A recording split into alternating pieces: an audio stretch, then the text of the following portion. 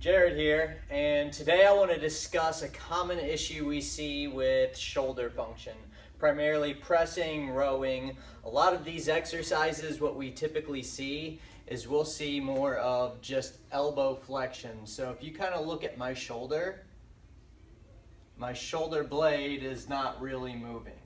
This is primarily my elbow moving, and what happens is the front of the shoulder starts to essentially wear down the front of your capsule there. So this is more joint capsule versus keeping the shoulder in this steady packed position.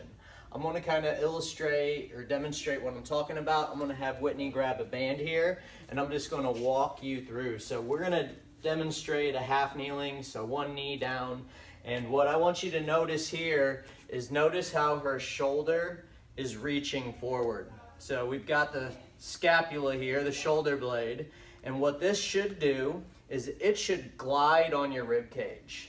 So as she pulls back, you're going to notice the shoulder blade pack back into my hand, and now it's sitting flush on the rib cage.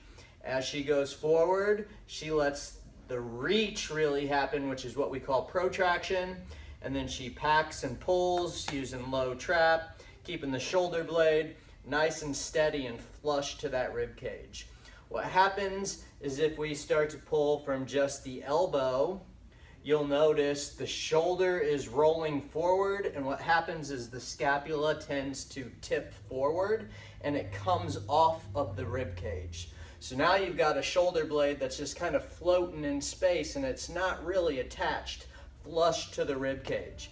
That's typically going to lead to a cranky shoulder and lack of strength. So what we want to do is we want to make sure that as we press, as we row, as we use our shoulder, we're using the shoulder blade and pulling from the whole shoulder, letting protraction happen, shoulder blade wraps, and then retraction to where the shoulder blade now packs flush to the back of the rib cage and it stays nice and snug to that rib cage the entire time. So next time you're doing rows, presses, try to make sure you're using the whole shoulder versus just elbow and grinding away at the front shoulder capsule.